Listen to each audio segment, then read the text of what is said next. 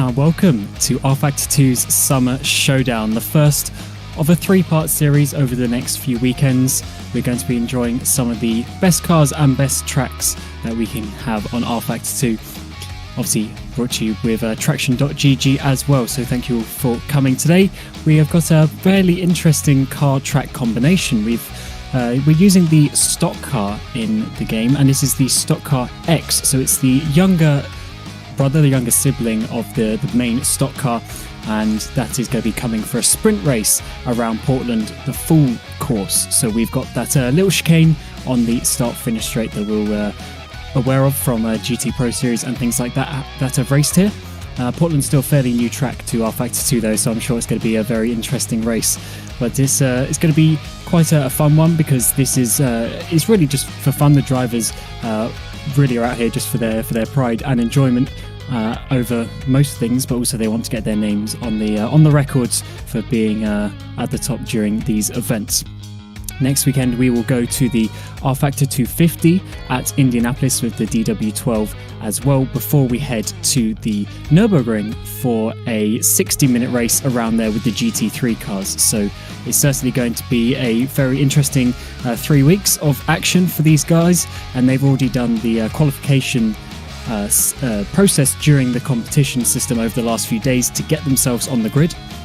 There is going to be a few splits of drivers racing for them, and obviously today we'll be showing you the top splits. These are the fastest guys in the qualifying session, and they're the ones that have got themselves to get on the broadcast. So first of all, congratulations to them, and we'll be meeting those drivers and the grid in a few moments time. But yeah, this is going to be a very interesting race today, because this stock car is obviously made for the oval type of racing.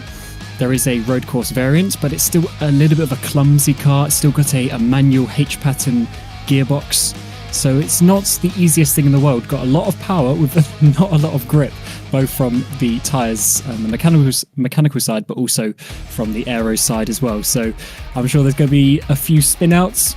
There's going to be quite a lot of lock-ups under the brakes as well, because they're not any of these crazy carbon brakes that you get. They are steel brakes as well, so the braking zones are really long. You've got to really time them to perfection, and that is going to be something that these drivers will have not had too much time to get used to, with obviously this event being really organised this week, and with the qualification process being fairly short, they wouldn't have had loads of time to do practice and preparation. So they're really just jumping in and trying to get themselves in a position where they can fight for the win today.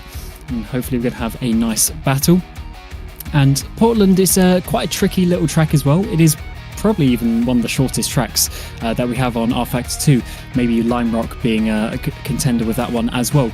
But as you see, it's not got many corners. That first little chicane, very tricky, very difficult, because the main straight is actually a drag strip.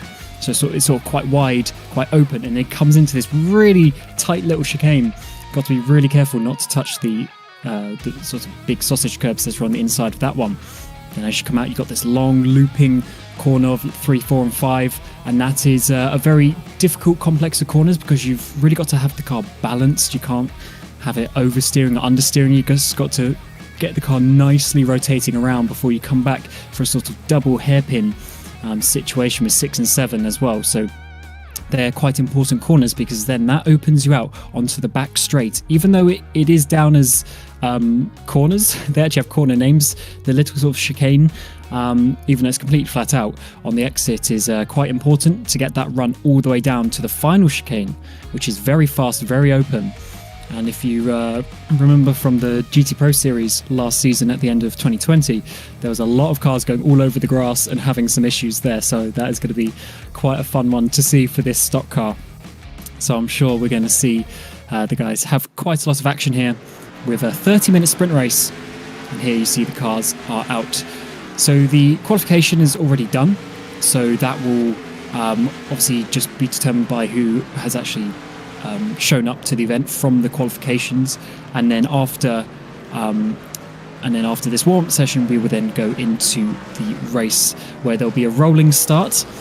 So we'll obviously have a formation lap where they'll be all gridded up 2 by 2, and then when we get to the that final corner at some point the game will call the green flag and we will go racing. And one quite... it's not really the biggest difference in the world, but there are 3 different types of this stock car, as you can see in real life as well. And they are obviously emulating the 3 different brands that race there. So you'll see some slightly different chassis going around. And all of them will, of course, have the that road course package that I mentioned previously as well. So this is going to be quite a nice battle between these different brands, different manufacturers. From what I understand, the differences are fairly limited. So it should be a fairly clean field for these guys to come and show their driving talent here, which is obviously their reward for getting through the qualification process. And as you can see here, with Fortin coming around that really long curve, which effectively makes the back straight. But the braking zone after it is very tricky coming into this fast chicane. But with the way this car is, as we mentioned already, the brakes are certainly quite interesting, especially on a road course. So to get the braking right through these corners is going to be very important if you want to be coming out on top through this race. And then we see here coming in is really wide corner, and then it just narrows down into that turn 1. So lap 1 especially, lap 1 is going to be very interesting. We have all the 25 drivers going into that corner. It's going to be a little bit sketchy for some of these drivers, but hopefully we can get them all towards the end of this race. But the race, being a 30-minute sprint race, sounds fairly normal, fairly easy, but if you are not careful, you will definitely destroy the tyres in that time. Obviously, fuel is not a problem in that regard, but tyres could be an interesting factor for this one. They're not under any sort of mandatory tyre changing or anything like that, but they still at least have the option to change tyres should they need to, and that could be quite a big factor with the speed during the final laps of the race. So that's something that we need to look out for with those drivers. And now Barbero coming through this tricky turn 1 and 2 there. You see how just tight it is, and then you have this kink on the exit as well. So even if you're side by side at that exit point, through the little kink of turn 3 is quite an important point for the racing on this circuit, because that is really the hardest braking zone there into turn 1. So we're going to see a lot of the overtakings, and then trying to go side by side through the exit is certainly going to be a bit of a challenge as well. I'm just going through some of these drivers here to try and get you some of their names. Obviously, a lot of these drivers you may not have seen before in the rFactor 2 competitions. This was obviously a bit more of an open competition, whereas the likes of GT Pro, GT Challenge, etc., they have been a little bit more closed and higher tier, whereas this is allowing some guys to get their names out there. They are able to get themselves on the grid.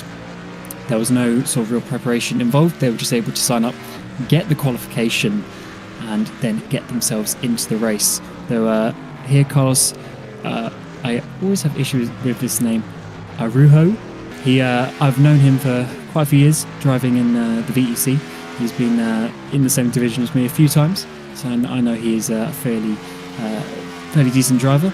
So it's good to see that he's made it into this race. But you can see he's driving the Titan, which is one of the car choices. I think from the headlights as well, you can work out what they are representing. But it's certainly a tricky car to get used to. And you see there on the exit, you just get a little bit too heavy with that right foot, and you will be going for a little bit of a spin. So you need to be careful with that. And also, if you do that too many times, you will start to overheat the rear tyres, and that's something that you don't want to do.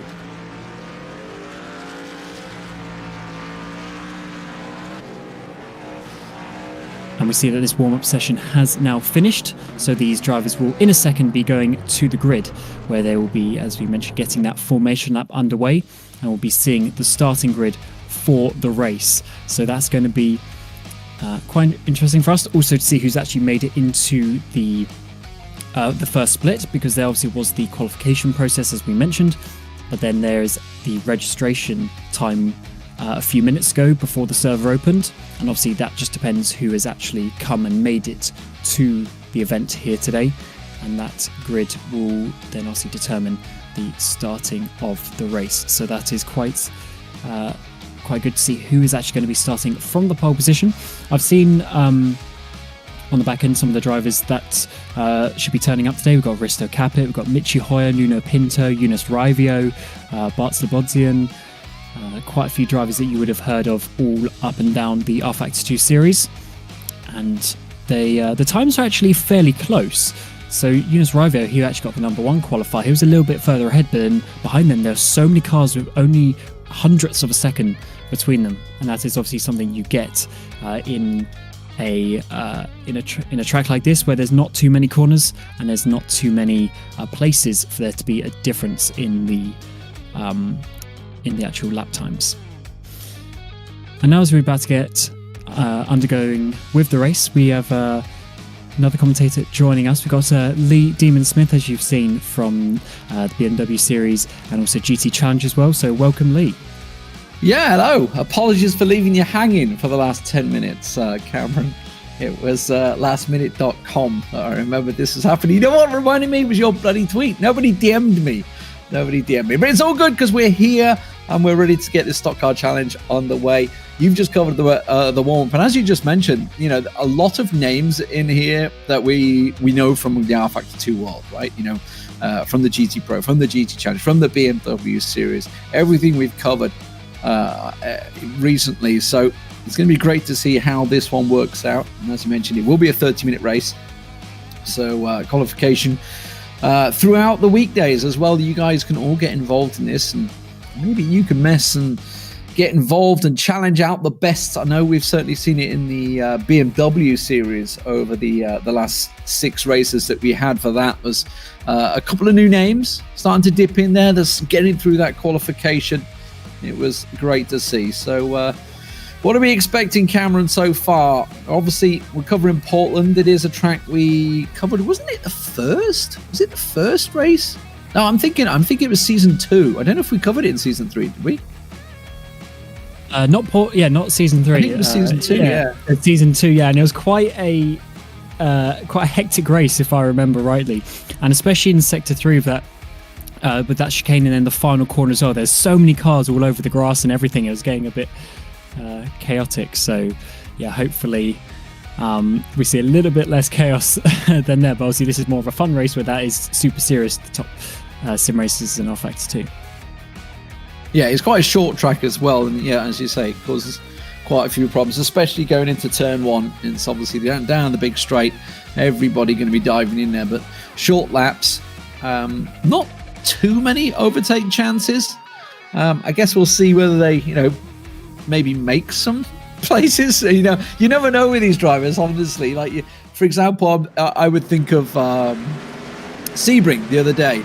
Actually, I think we're jumping straight into the race, so let's get it straight on your screens. We have just missed the start, I believe, due to being in the wrong server. I think it was the case. It was, but here we go, straight in there. Yunus Raivio in the lead, as I'm talking about a lot of names that you would expect in here. Nuno Pinto, Kursian, we've seen from the Challenger, Geisel Challenger, Capit obviously is in there, the Pro. Calaxi, that's a new one to me. I don't recognize that one. Calaxi, he's racing FSR for a couple of years now, so sort of on the open wheel side of things, and he was actually the champion in the 3rd division last year.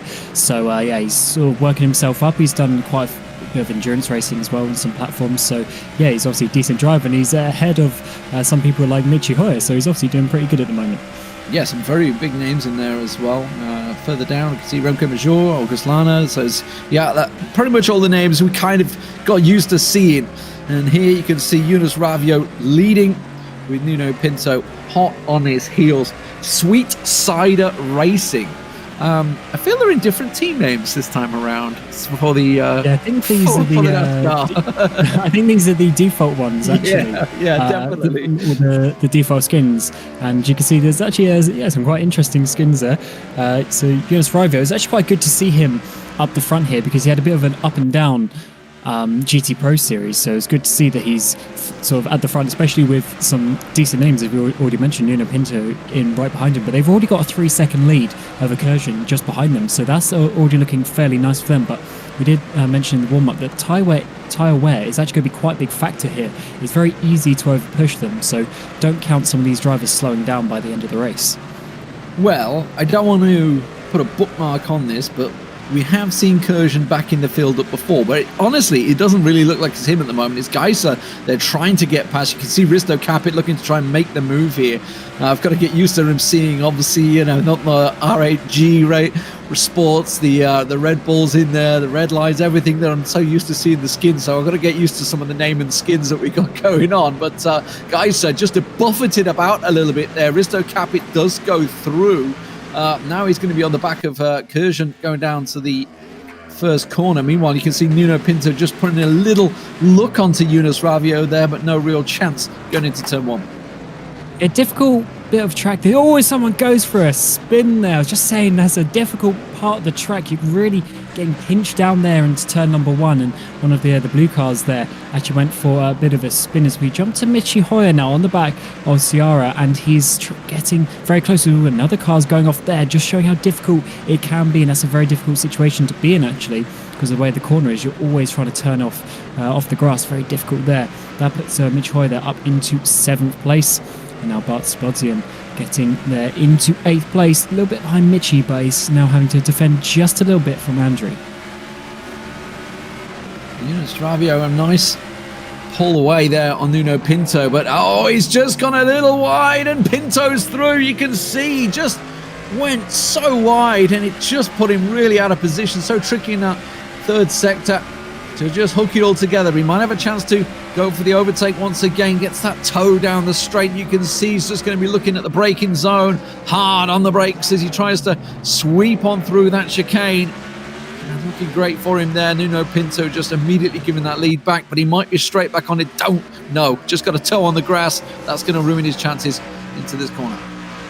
And it's good to see that despite the front straight here not being overly long, it still looks like it's long enough to make an overtake, and there seems to be a decent amount of slipstream actually, which is nice to see from this car. To say the truth, I haven't actually seen it being raced so far, and this is as we mentioned the Stock Car X. This is the second tier one, got recently released a few months ago. You could check out yourself on the Steam Workshop.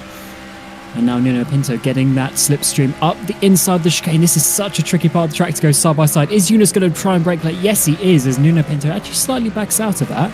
And that's going to give Ravio the lead for another lap, but he's going wide. And I think this battle is going to go on for quite a while. I got a feeling, we just saw obviously Yunus Ravio make a meal of that 3rd sector a moment ago. I got a feeling that Nuno Pinto was almost trying to force Yunus to sort of outbrake himself and go on the grass once again. But yeah, I mean, obviously there's a different layout for the Portland circuit. Obviously we've got the chicane in there. You can have one where it doesn't have the chicane. It's the big long straight down to this corner here, but it is with the chicane, in which obviously does, I won't say kink it out a little bit, but obviously removes one of those overtaking opportunities. But you can just see Nuno Pinto having to put it back together here, really try and find his braking points. Let's have a look at the replay. This is from Yunus's point of view when he outbraked himself there. Yeah, you can see just gets it a little wrong, and once you're out of position, it's so easy for obviously if someone's on the back of you to sweep on through. And this car, obviously, naturally with just the way it is with the body that it has, it's kind of okay with the sort of wheel banging and damage. Always Ravio once again slides through that chicane.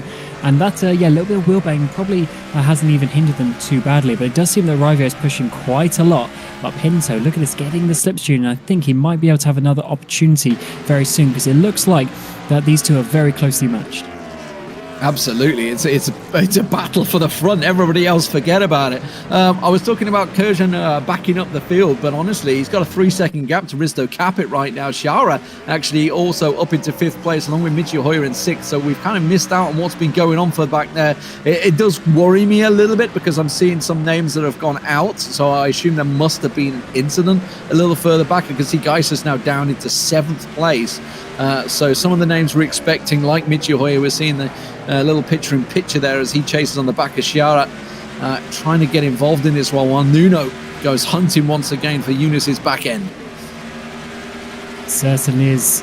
And yeah, good to see that these two little battles are forming. All four of those drivers, obviously, from the top level of rFactor 2 as well. So it's good to see them coming in. But Mitch Hoy there in the picture. He's trying to get down the inside. That's going to be a late dive, which is very difficult to do indeed. I think Sarah's just going to hold on the outside there. At the same time, Pinto's getting a good exit now onto the front straightaway, and he's going to be getting a slipstream down towards turn number 1. He's going to get himself just down the inside, but he's so tricky on the brakes here, especially on the inside there. You're going to get pinched, and Eunice is trying to leave him enough space, and he just about manages to hold on to that one.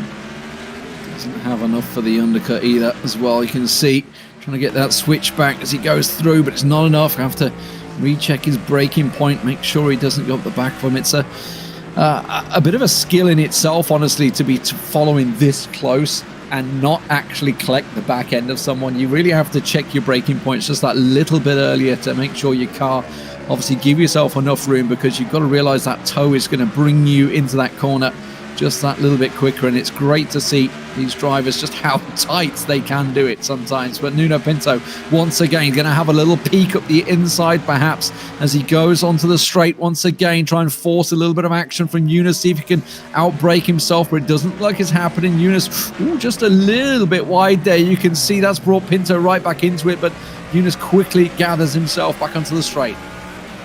It certainly does, and we're just coming up after this next lap. We'll be 10 minutes of the way into the race, and as the longer we go on, as we mentioned, these tyres are getting that little bit more worn. It's going to be a little bit more harder to control if you're not being too careful. And Eunice is certainly pushing it, especially those rear tyres we've seen. It seems to be Pinto's been just that tiny bit more smooth than Rivio. Rivio's pushing to the absolute limit.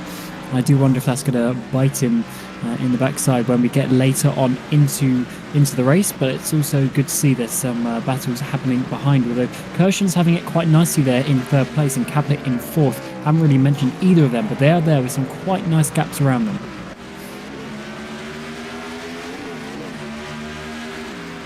At the moment, Kirshen has fell behind even further. And Mr. Capek is slightly climbing on him. Shara and Michi Hoy are still battling for 5th and 6th place further down. Let's have a look at a replay. This is further down. This is Jack Denon right down the field at the moment. Ooh, there's smoke coming out of there, locking up. Yeah, I think he's going to blow his engine. Yeah, that's not looking good. Yeah, double down, maybe? I will... Now, I did see a car sort of in the background smoking a little bit, so on the opening couple of laps. So I do wonder if he's just running closed radiator. Maybe that's generally something that you do for a qualification setup, which he might have used to get his good qualifying time. And then, forgot to open it back up, I would assume, because that was smoking for quite a while. So that generally means that it's been overheating rather than just, dodgy downshift. And we're only 10 minutes in, so that would make sense, right? 10, 11 minutes into it, so yeah, that's an absolute possibility. Eunice's back end, I know it's getting a little slippy back there. Don't know whether that's a sign of things to come. Nuno certainly was definitely watching it work out and wondering whether there was a gap that he could go for, but at the moment, he's keeping it, and there we go. Pinto's going to have a little look once again, just a little peek, just to say, yeah, I'm still here, fill the mirrors of Eunice. Not that there's mirrors on NASCARs, really. But you know what I mean. Have a good look down the side there. He's going to be aware of it. Oh, here we go. He's got to go for it. Yeah, he's gone down the inside, but Rivio's been good at defending around the outside here. Can Pinto send it enough down the inside to just push Eunice wide? Or can Eunice once again be very nice on the brakes there? Maybe a little bit more confidence on the brakes. Pinto obviously been on the inside. We'll have to brake a little bit earlier. He's done pretty well as we have Lemoine now coming down the inside of Bali, but he's actually had to back out of that one for P19. But he's gone a little bit slow, and he's actually going to have to work his way back up there to try and get that position back. Further down the field, Lemoine on the back of Ball. Fabian Ball. Bit of pressure on. Oh, hello. Scott Sovic. We've seen him from the Challenger before. Got a bit under pressure. Looking to try and make a move of his own, but he can see Martin Mergli on the back of him. Trying to get through. This is down in 14th position. Andre just ahead of him. Paul Augustin-Lana as well, further afield. A bit of a backup down there, but back to the front two, continuing to battle it out. Now, While this is happening, I have noticed that Kurjan has actually gained a ground, a second actually, on these two. So whether this battle is starting to cost them a bit of time, we'll see. Still plenty of time to go. Oh, there's a penalty serve. That's for Geisler down in 7th position. Was running in 4th earlier on, so we'll see whether that's simply track limits or something else. Yeah, I would assume here it must just be track limits, probably in the fast chicane in Sector 3. That's probably the most likely place to get them. The other parts of the track you see here, if you go off of that part of the track, you're just in the grass. I think that's really, the fast chicane's really the only place. But now Mergely getting down the inside of Cervik, but he's actually got someone else trying to come past behind them as well. I think that's Andres diving it down the inside. That could be a bit of contact, but he's actually just about managed to do that. So Andres got past Mergely there when we thought it was actually going to be Mergely getting past Cervik. So he's done pretty well. But I'm pretty sure Andres got a penalty coming for his way as well. So what's happened there then? Because Andre was ahead of both of them a moment ago, as we just checked in on it. So they've definitely switched positions a couple. Oh, Pinto looking like he might go for it here, but no, once again, backs out just before the chicane. It's almost just putting his nose in there just to sort of show Yunus, but hasn't been able to make it stick. Made it work that one time. Renko Major with Geisler up behind him. Now Geisler does have that penalty to serve, so Remco Major doesn't want to fight this one too heavily. Remco in the GT Challenge Series did get promoted up from Season 2, and here we go. This is Geisler serving that penalty. And a fun fact about this car, doesn't have a pit lane speed limiter, so you've got to do it all yourself with your right foot. Otherwise you'll be getting another penalty and coming back around for serving a speeding penalty. So you've got to control that very nicely, as we've now seen Andre on the back of Cervik, but he's just going to do a little bit of a bump draft there. As always, he goes for a spin, he locks up the tyres, and he's going to have to spin that one back around, but he's got quite a few cars coming past him because of where he was in the field, and that is going to send him way down the field. Yeah, didn't rejoin instantly, thankfully. Didn't collect any other cars, it seems, on the way, so just simply outdoing himself. And we were talking about how you've got to be so hot on those brakes sometimes when you are right up behind them, almost too close, if anything, going into that corner. Now Pinto continuing to chase hard, and I was talking about that gap. You know what, that gap has got bigger. There's now almost 8 seconds down Risto Capi. You can see visibly just how far back they are. Yeah, Hoyer got penalty as well, so quite a few drivers getting a penalty. I think that's 3 now that we had already. He's coming in on the tower, you can see he's coming through. So a number of drivers here getting a penalty, and they've got to be careful with this one, as we're going to see Andre is going to turn in, just going to lock the tyres a little bit, and there he goes, all spun around, and he's got to wait for all those cars to come past. Oh, sneezing. Don't know what's going on. Hopefully it's not the coronas kicking in, that's for sure. Yunus Ravio, Nunes Pinto continuing to battle as they have for the first 15 minutes of the race. Now David Yunt, you can see the picture-in-picture there, also hot on the heels. That's down in 8th place now with I'm going to try and go for the name, Slobodzian. Hopefully I didn't completely butcher your name there, but that means Renko Major's moving up. Chiara also 5th with Mitchell Hoyer serving that penalty. That's putting him back down into 10th place. It looks like it's just a drive-through penalty for those guys, because Hoyer, in terms of positions anyway, it hasn't actually lost loads and loads. Probably only lost in the region of about 17 seconds or so. So I would imagine it's just a drive-through penalty for those guys. So fortunately, not too bad for them. They can still try and get a decent position here. For someone also trying to improve their position once again is Nuno Pinto, as we've now passed halfway in the race. There's another car there on the outside, one of the cars who's now a lap down. But Pinto trying to get on the back of Ravio, but Ravio's just been so good in this opening half of the race. But he's been a little bit leery, so I wonder if he's going to maybe try and calm that down just a little bit for the remaining 13 minutes.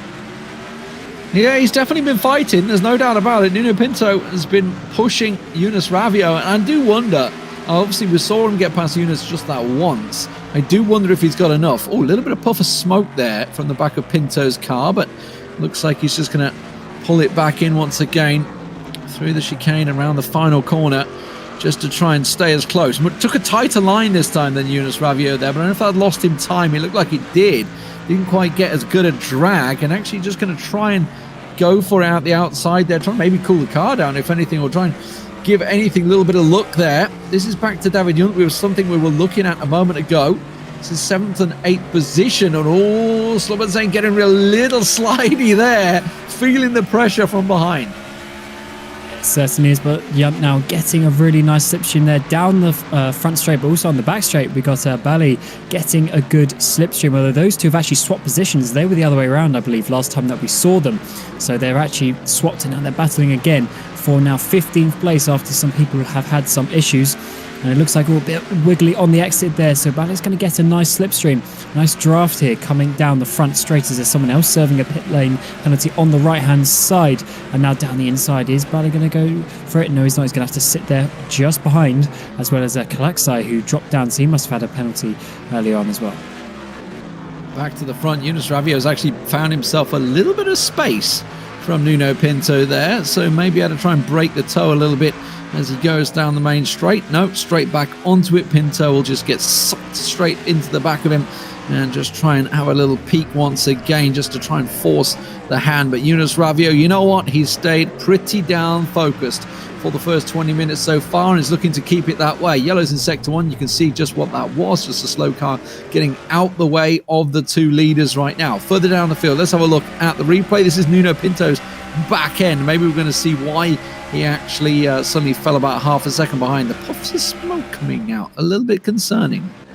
Yeah, because the only way you're going to get smoke like that is from having too low radiator, as we saw from Denahan earlier on. So if he has done that, where he's done just a little bit too low radiator with already about 11 minutes to go, that could be a bit worrying for him. And obviously being in that slipstream is not going to help that situation just a little bit, so he really needs to get past if he wants to be able to control that just a little bit more. But for now he's been struggling just a little bit, but we do have some lapped cars coming up who might get involved.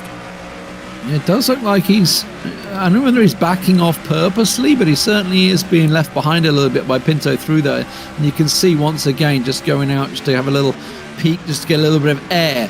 Adam Serek going straight through on Michi Hoyer there, or is Michi Hoyer not going to give this one up? He's going to have the inside line here, Hoyer, and it does look like he's going to keep hold of it into 9th place for him after serving his penalty, making sure he doesn't get collected on the back there by Adam. And he is clean through. Yeah, nice move there by Michi, trying to get himself further back up the field. Unfortunately, as we just hit 10 minutes to go, he is 33 seconds off the lead, so he's not going to be able to get back, but he does have Slobodan just a few seconds up the road, as well as David Junt, so maybe those two are his targets. But it just shows you in a sprint race, you can't afford to be getting drive-through penalties or any penalty at all, to be honest. You just have no time to get that back. And Pinto is struggling to get past once again. And Rovio's just calmed down a little bit. He hasn't been making as many mistakes as we saw in that opening 10 minutes. Shaura, though, up to 4th. Going to be happy with that one, no doubt about it. Risto Capit, those guys, obviously faces we've seen throughout on the GT Challenge in 3rd and 4th, but a long way adrift from this front battle. Yunus Ravio and Nuno Pinto seem to be in a race of their own at the front of the field. Further down, Fabian Bal, a driver we've seen in the GT Challenge so far, challenging out for 15th position. Seeing if he can get past David Kalaksai. At the moment, though, it's looking like he's going to have a good little toe here. He has to just keep it neat, don't go too close, and then he'll be in a great spot coming out. Hello, we just went wide, flying off of the back there. Someone went in way too fast into that chicane, and they're going to be out of this battle for now. So it's going to be down to Lemoyne, I think, and Ballet to get that position for P50. But now coming back to the front, Nuno Pinto is going to dive down the inside. No, once again, he's just going to back out of it. And I think maybe what he's doing there is he's getting too close, and that's maybe hindering his ability through this final couple of corners. We'll have to see if that one comes out, because it seems that Rovio's actually had a decent exit there, having to do a bit of defending. Pinto's getting the slipstream. I don't think it might... Yeah, I don't think it's going to be quite enough for this lap, so he needs to maybe sit a little bit further back so he can get that momentum coming out of the final corner rather than having it all into it. Exactly. If you're going in too close, you're going to have to be harder on the brakes. He's going to accelerate. You're going to miss the point of acceleration, and he will almost certainly pull away from you unless he makes a mistake. You just got to give him a little bit of space, especially going through these chicanes. Don't get too close. It's all well and good following the back, and sometimes obviously get that almost tunnel vision effectively, I guess, at this race, especially when you've been there for 20 minutes. You're just zoned in on the back of them and then looking and missing your point. You've got to try and run your own race, and at the moment looks like Julius Kallio is going to go for it on Adam here, but it's a little too late going into the chicane, trying to see if he can get anything through there, and again just coming out a little too slowly. And someone who's not coming out slowly is Yunus Riva. Another decent exit there. He just seems to pull that extra car length or two out of that final corner, but there's certainly the slipstream potential, but Nuno Pinto seems to be a little bit less strong in that sector. But considering the gap they got to Risto Capit, I wouldn't be surprised if Pinto still has the pace on his own, but they've certainly pulled a really big gap, and these two are just having a fight on their own. And that just makes it a little bit more tricky. There's no other factors really, it's just 1v1, and he needs to try and make sure that he can do the best that he can for his Twisted Racing Association team that he's got for this race. Someone does come up into the back straight. Is he going to be able to judge it correctly this time? Yeah, I just wonder, now that he knows time's getting low, I just wonder if he's going to maybe make one of those dives. We've already seen him take Ravio once. You can see just how much closer he's getting, obviously on the straight, the toe dragging him up there. A nice little camera shake drive-by there that Ruben's giving us. But yellow's in sector 1. Does just flash up and on, so someone just going a little askew in the first chicane, it seems. And Yunus Ravio just trying to shake the toe a little bit here from Nuno Pinto, it looked like. Starting to feel the pressure perhaps. Here you can see just once again another look in there just to force Yunus to maybe outbrake himself a little bit, riding that curve very heavily. But it does look like he's continuing to keep that gap so far. It's certainly doing a very good job, and one of the tricky points about this car we said earlier in the warm-up is purely the fact that it is a tricky car. It's not the easiest one to drive at all, and being consistent is even harder with a car like that that's all over the place. There's so many variables, and it's a little bit more agricultural than some of the more sophisticated either GT or open wheel platforms that they would have raced in the recent months. So it's good to see that they've come and been able to bring that consistency to a car like this. Is obviously a very good job from these guys so far, but they've still got just about 5 minutes now left in the race, so we've probably got about another 5 laps in that case for these guys to race. It looks like Shower's right on the back of Risto Capit, judging by the times at least. Obviously, Yunus and Nuno Pinto have been battling hard for first and second. They're down in third and fourth. And yes, indeed, look at that. Risto Capit throwing the 2 wheels as he tries to ride the curb a little too hard. That gives Shower a really good exit here. And he's starting to put the pressure on now. These 2 drivers obviously broke away a while back. And it does seem that Shower has slowly been chasing down. Risto Capit going defensive on the inside, going to try and watch the break here. Now, is the switchback possible for Shara here, as Risto will be a little bit slower on the exit? You can see Shara certainly visibly a little quicker coming out of the exit, but certainly not enough, and Capit doing a very good job at keeping that car very defensive. Oh, he's sliding a lot though through these this sort of double, triple right-hander sequence of corners. Very tricky indeed, and we see here all massively locking those rear wheels, going all over the grass. And fortunately for him, he was just able to keep that involved. 2 wheels, here we go. Oh, look at that. With the wonderful soft suspension allowing the cars to do that. And he's managed to keep that all going in a straight line, which is quite important as we come back to the lead. And they've got another lap car who might get involved and play a part in this one. Yunus definitely had a worse exit than Nuno Pinto there, much closer than he has been. He's going to maybe even try and force something from this, but again, as you talked about, that car, and just out braking himself massively. Nuno there, hot on the brakes, trying to follow a little too close to Yunus into that first corner, dive bombing past, and that will cost him a little bit of time. And maybe with just 3 minutes remaining, that's bought the time that Yunus Ravio needs to win this race. Yeah, that might just be enough. I think that lap car possibly put him off just a little bit as well. But yeah, just like the car earlier on, who had a bit of a spin, they just lock those rears as you turn in. It's a bit awkward. And now Pinto needs to chase him down. He's going to have they're going to still have about 3 laps left when we get to the finish line, and that's going to be 3 laps for him to try excuse me, try and make that overtake, but it's not the easiest thing to do. But at least now, because there's a bit of a gap, he's going to have some momentum coming his way.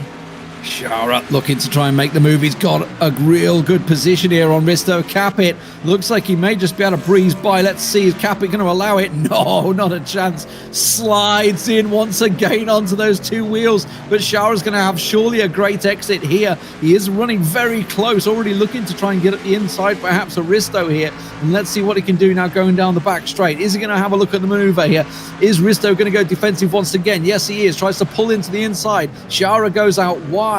Now once again, is he going to outbrake himself? Oh, you could see the smoke on the tires there, hard on those rear wheels. But Shara still not able to get past. Good exit. Once again, Risto, can he try and make it work around the outside? Risto Capit under pressure from Shara here. Some great racing side by side in Poland. Oh yeah, Capit really using that rear end there. Look at him sliding through all these corners. I think he might have just overdone his tires just a little bit too much, so we're going to see a replay here. And this was when Pinto went a little bit too fast into that corner. The rears came round, and now we're going to see, was Capit able to hold it on? Yes, he was, as Shara gets a penalty. Oh, with only 2 laps to go as well, so he's going to have to serve it this lap, otherwise he'll get a time penalty towards the end of the race. Well, that is a kicker with just a minute remaining. Got to be from cutting as well. Maybe he's just cut a little too much, trying to chase Risto Capit, who's been hard on the defense, and he's not going to serve it, which means it looks like trying to think how quick the laps are here. Actually, I think they're below a minute, right? So he's probably got a chance to serve it right on the last lap. Yeah, it just depends where Eunice was, because obviously Eunice was... They're 18 seconds ahead, so they're way ahead. Yeah, so they might actually just get another lap in, which could be good for him. But either way, he will get, I believe it's a 30-second penalty if you don't serve a drive-through during the race. And there, Shara all over the inside curb. And that must have been where the automatic cut detection system would have given it in. That's that Rubin cut detection system. In this one, yeah. But let's see if is Rivo. Yeah, they're just going to get to the line, aren't they? They're going to have enough time to get to the line for one more lap. So I think Pinto is just a little bit too far away, but if he goes full send on this final lap, he might be able to force Eunice into a mistake. So here we go, the final lap. You can see 14 seconds. They're going to go over the line any second now. Just tries to break the toe, and it looks like he's done a great job of it, because you can see a half a second gap. It does seem that the chance has gone astray. This is why Nuno's so far back, as he outbraked himself again. Looks like that rear end, yeah, it's getting very fighty, isn't it, at the back there? Twitching all over the place, right in that grass. Oh, he just clipped the curb as well, and that's what set him back. Yeah, very tricky track here, actually. It's just all grass runoff, pretty much, which is good to see compared to some other tracks where you obviously get some tarmac in those sections. But no, if you go off, you're going to be bouncing around and all over the place with these stock car X's that, as we mentioned, you can try out. As Folletto gets a penalty as well. As we're on to the coming up to the final sector, it looks like Eunice is just going to have enough to hold on from Pinto. I don't think he's going to be quite close enough in this final couple of corners.